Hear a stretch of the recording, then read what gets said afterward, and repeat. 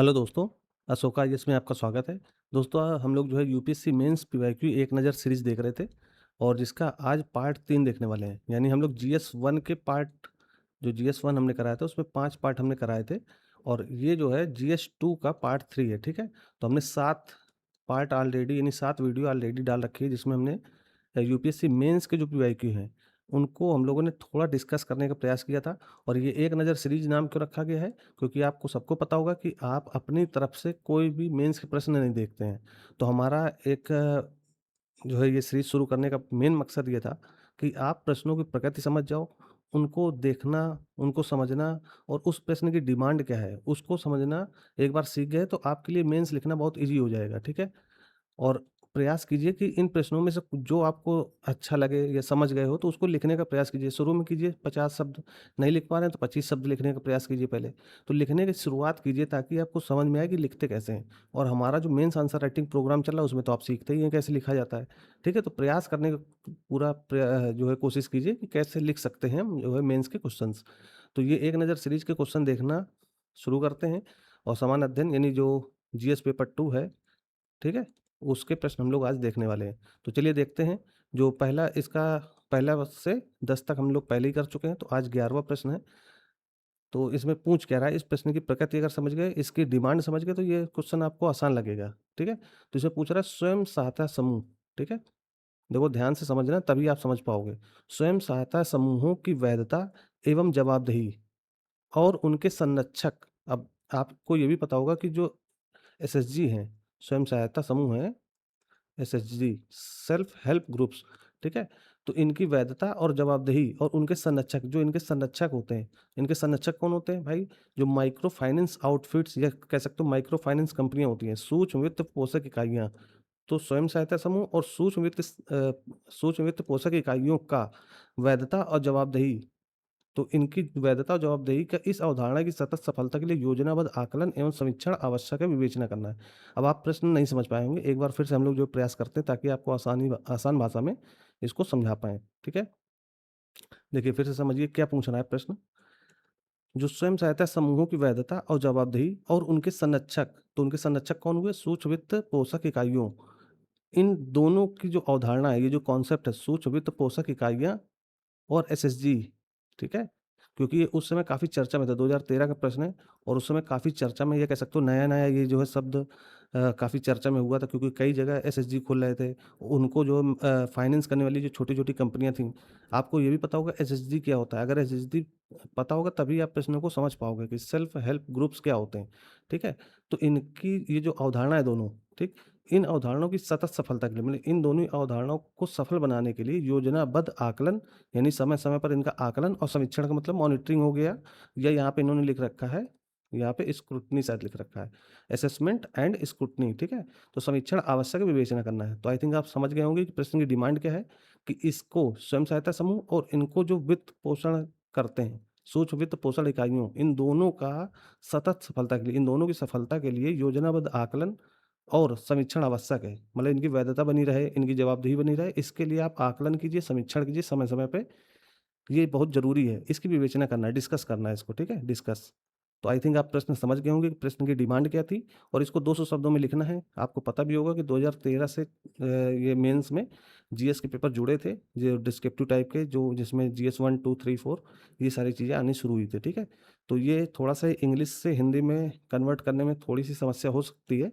लेकिन अभी जो आप नए प्रश्न देखोगे 2024-25 के, उसमें ये सब समस्या थोड़ी कम है, ठीक है? अब भी समस्या है लेकिन बहुत कम है। पहले तो प्रश्न समझ में नहीं आते थे कि हिंदी में पूछ क्या रहा है, ठीक है? तो ये ध्यान रखना, जैसे यहाँ इन्होंने समीक्षण लिखा है, देखो यहाँ पे कहाँ ये है समीक्षण, ठीक है? इसकी इंग्लिश होती है मॉनिटरिंग, लेकिन यहाँ पे लिखा है स्क्रूटनी, ठीक? तो ये शब्दावलियाँ आप थोड़ा-सा पहले से नोट करके रखो ताकि अगर यूपीएससी इस तरह की शब्दावली यूज़ करे तो आपको समझ में आनी चाहिए, ठीक है? अगला प्रश्न देखते हैं दोस्तों।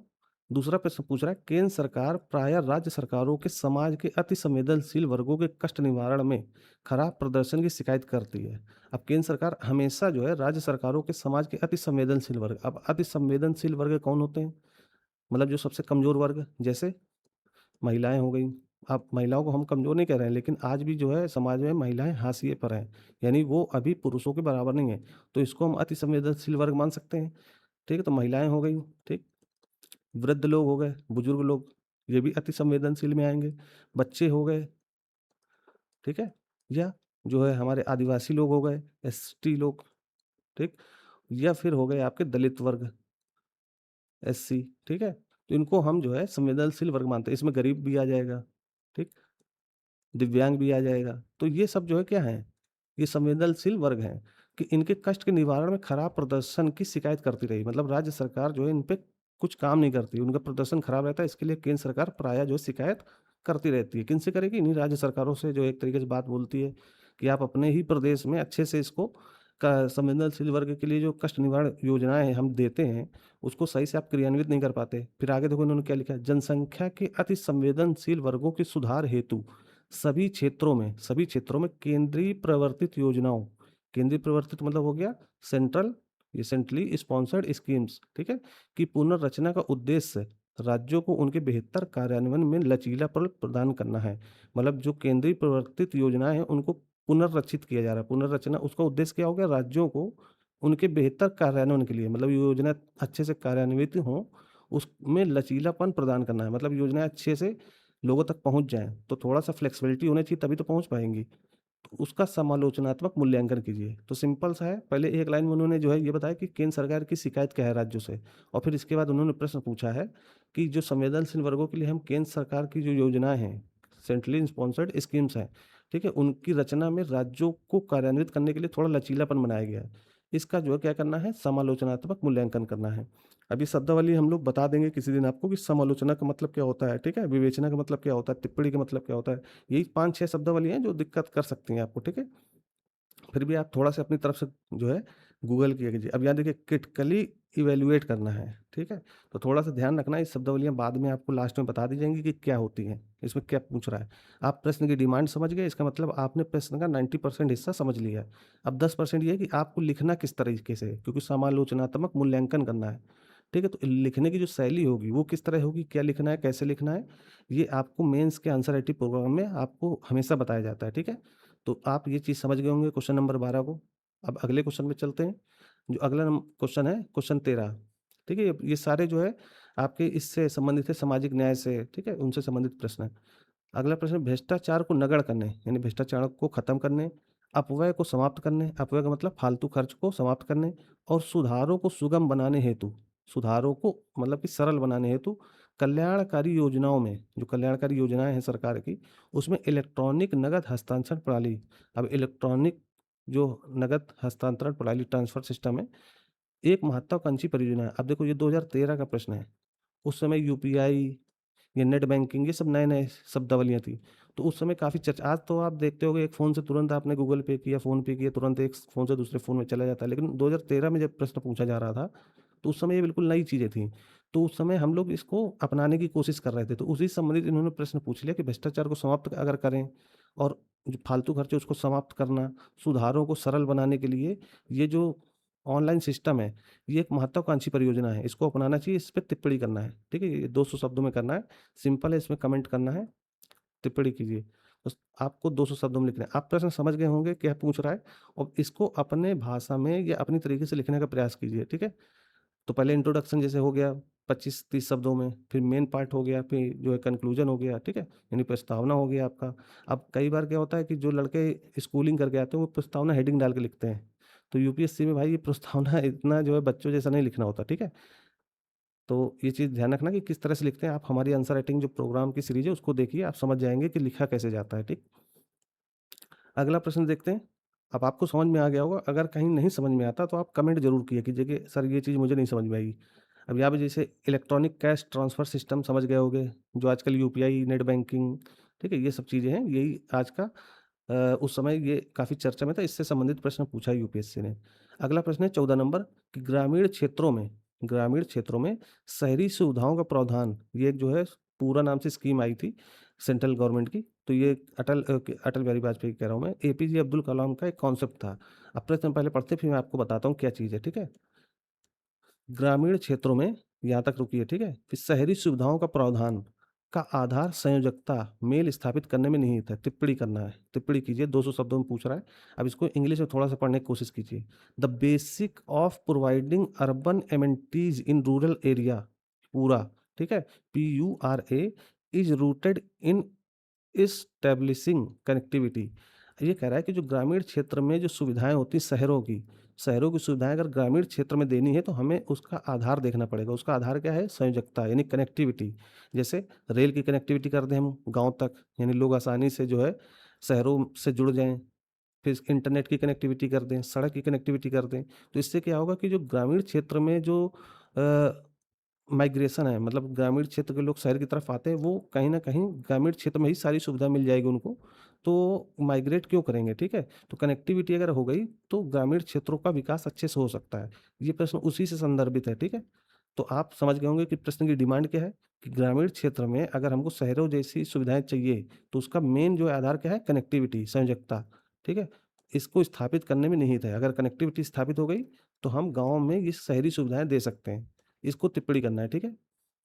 यानी कमेंट करना है। तो प्रश्न की डिमांड आप समझ गए, अब इसको 200 शब्दों में लिखना है। सिंपल है, कुछ है नहीं, आप लिखने का प्रयास करोगे तो बहुत सिंपल हो जाएगा।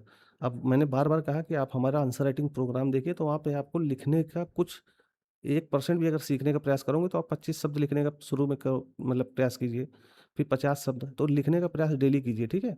ना डेली कीजिए तो हर दूसरे तीसरे दिन लिखने का प्रयास कीजिए कि एक क्वेश्चन मुझे यूपीएससी का उठा के लिखना है, प्रयास करना है, ठीक है? अगला प्रश्न पूछ रहा है क्वेश्चन नंबर 15 कि उन सहस्राब्दी विकास लक्ष्यों, यहाँ पे देखो एमडीजी पूछ रहा है, मिलेनियम डेवलपमेंट गोल्स। अब आपको सबको पता होगा कि इस समय चल रहे हैं एसडीजी, सस्टेनेबल डेवलपमेंट गोल्स, ठीक है? और उससे पहले चलते थे एमडीजी, ठीक? तो एमडीजी पहले था, अब जो है एसडीजी लागू हो गए हैं। इन दोनों में फ़र्क भी है, इनके उद्देश्यों में फ़र्क है, ठीक है?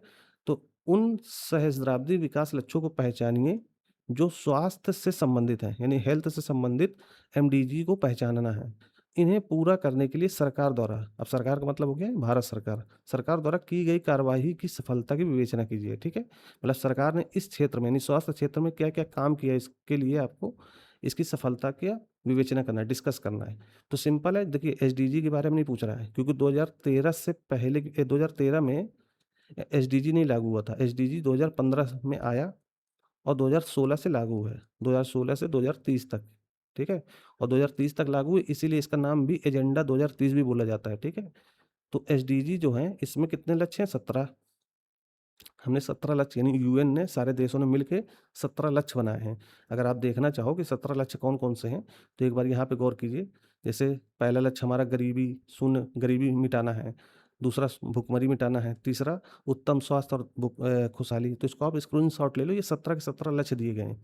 तो ये एसडीजी गोल्स है, सस्टेनेबल डेवलपमेंट गोल्स, ठीक?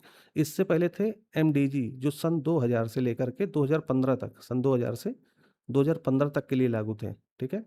तो इसमें कितने लक्ष्य थे? 8। अब इसमें इसका उद्देश्य, एमडीजी का मुख्य उद्देश्य कुछ और था, लेकिन एसडीजी का मुख्य उद्देश्य क्या है? भुखमरी समाप्त करना। मेन भुखमरी और पर्यावरण को ध्यान में रख के एसडीजी बनाया गया है। तो ये सब चीज़ें ध्यान रखो, ठीक है? तो उस समय एमडीजी इसलिए पूछा क्योंकि एसडीजी आया ही नहीं था और ये एमडीजी लगभग जो है पूरा होने वाला था, 2015 आने वाला था और 2013 में प्रश्न पूछा। तो एमडीजी के लक्ष्य पूरे हुए कि नहीं हुए, इससे संबंधित यूपीएससी क्वेश्चन बनाएगा ही। अब जैसे हम 2026 में हैं, ठीक है? अब 2027 में जो लोग मेंस लिखेंगे, तो आपको पता होगा 2030 आने वाला है, जिसमें हम एसडीजी के, मतलब एसडीजी जो हमारे होंगे, ध्यान से सुनना, ठीक है? एसडीजी होंगे, इसके लक्ष्य पूरे होने वाले होंगे 2030 में। तो यूपीएससी हो सकता है 2027 में प्रश्न बना ले कि इस क्षेत्र में, जैसे मान लीजिए इसमें से किसी भी पूछ ले, गुणवत्तापूर्ण शिक्षा, जैसे इस समय काफ़ी प्रोटेस्ट चल रहा है शिक्षा को लेकर के, एजुकेशन को लेके। तो भारत सरकार ने एजुकेशन के लिए, जो कि एक एसडीजी गोल है, क्या-क्या लक्ष्य अपनाए थे और उनमें से कितने पूरे हो गए?